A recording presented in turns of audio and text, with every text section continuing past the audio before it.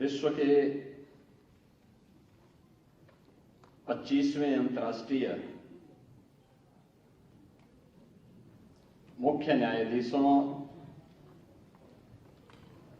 और न्यायाधीशों के सम्मेलन के आज के इस उद्घाटन कार्यक्रम में समारोह में उपस्थित his excellency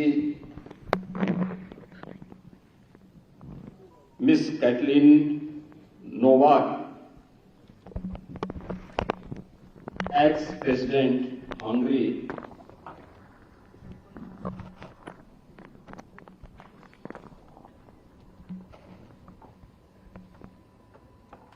his excellency mister Pakalitha Mosisili, ex prime minister Lesotho, His Excellency Mr. John Henry Saint, ex-PM, Haiti Republic,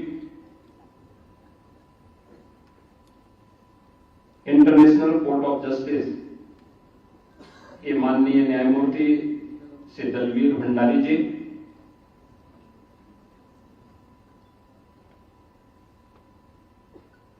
CMS के संस्थापक निदेशक डॉक्टर भारती गांधी जी,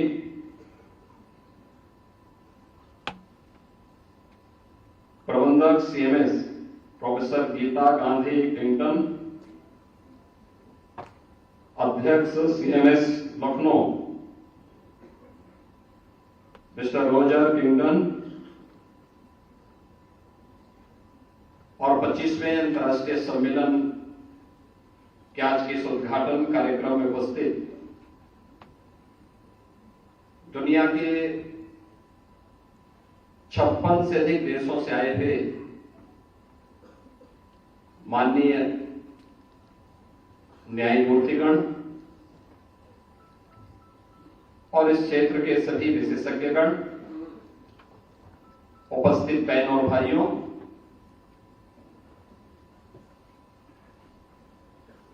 भारत के सबसे बड़ी आबादी के राज्य उत्तर प्रदेश के इस 25वें सम्मेलन के उद्घाटन कार्यक्रम के अवसर पर मैं आप सभी का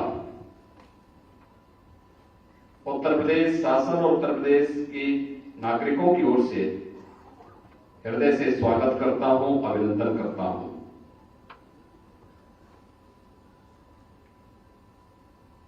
यह सम्मेलन ऐसे समय में आयोजित हो रहा है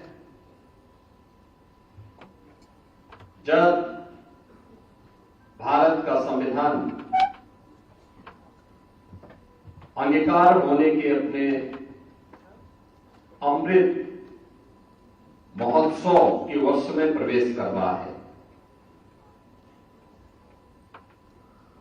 26 नवंबर 1949 को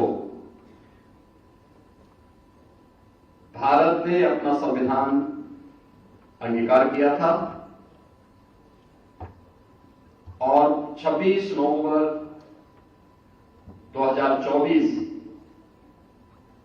भारत के लिए वह दिन होगा जब भारत का संविधान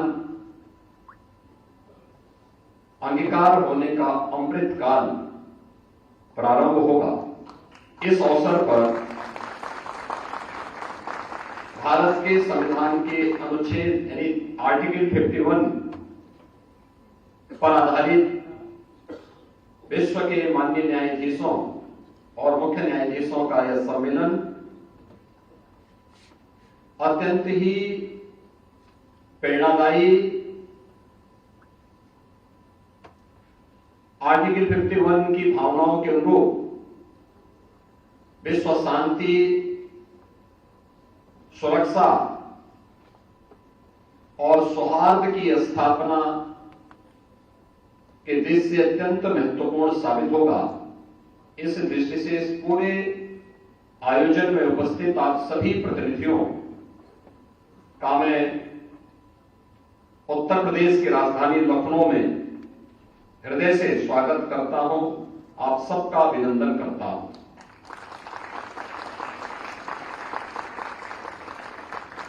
इस सम्मेलन में आप सभी माननीय अतिथियों को, बहुत सारे अतिथि ऐसे होंगे जिनको कई बार इस सम्मेलन में आने का अवसर प्राप्त होगा,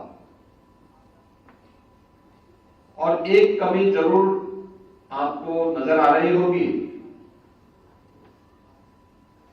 कि सीएमएस के संस्थापक और आज से 25 वर्ष पहले जिनके नेतृत्व में और जिनके मार्गदर्शन में यह सम्मेलन लखनऊ में प्रारंभ हुआ था, आज वे भौतिक दृष्टि हमारे बीच में नहीं है।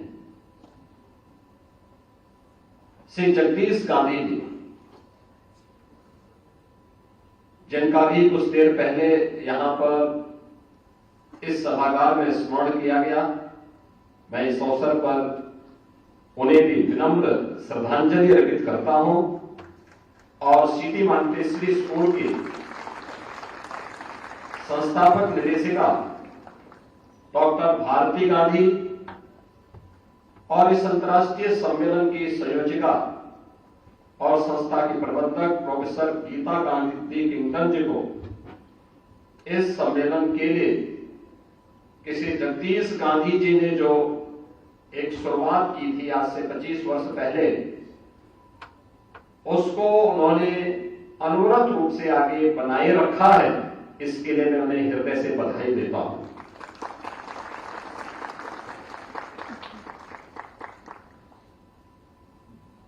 हम सब जानते हैं, अभी हाल ही में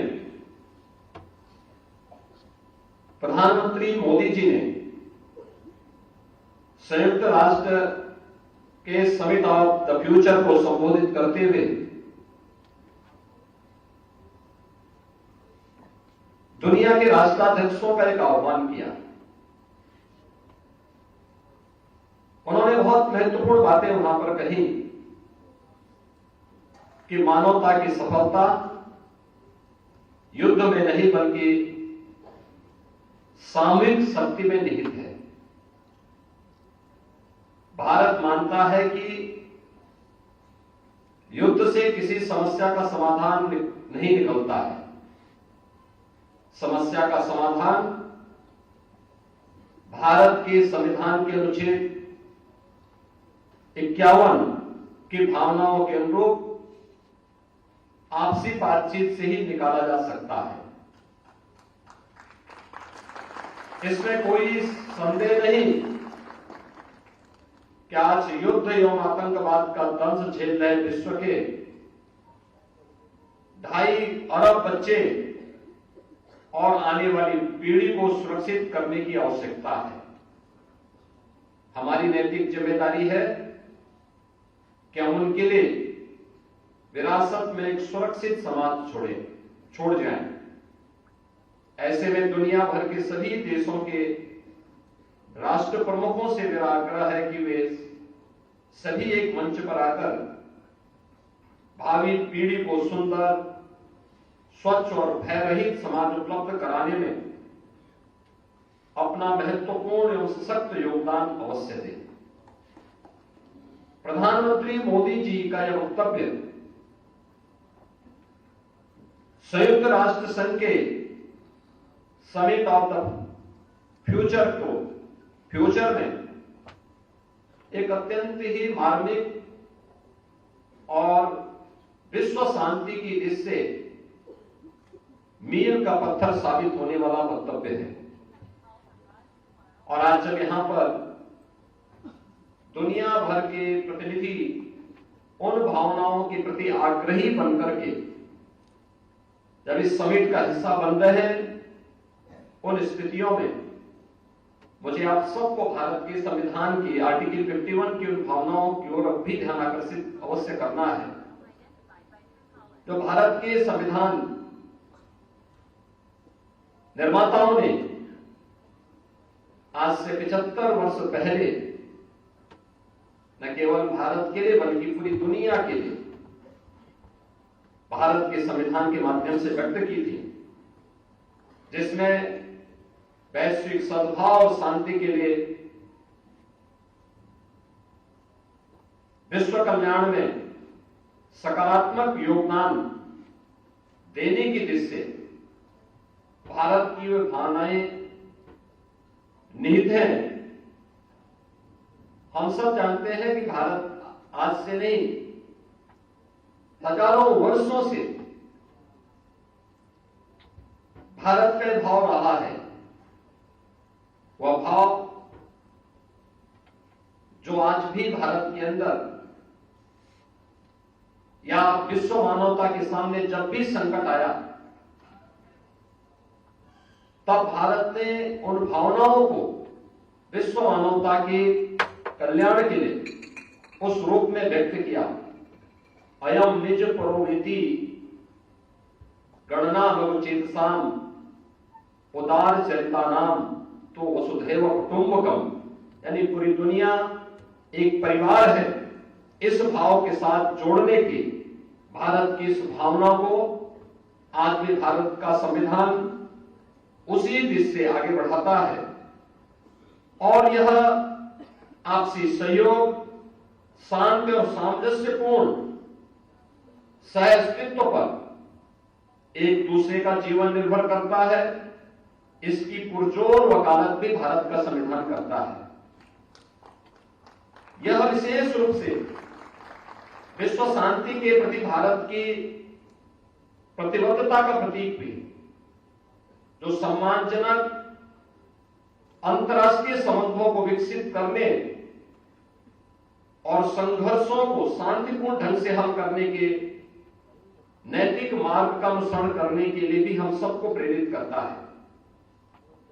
भारत की नीति संविधान के सिद्धांतों के अनुरूप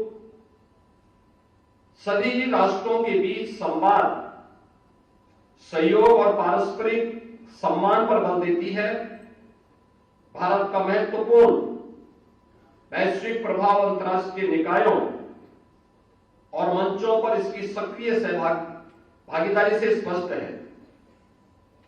संयुक्त राष्ट्र जैसे अंतर्राष्ट्रीय संस्थानों में भारत की सक्रियता वैश्विक शांति और एकता को बढ़ावा देने के लिए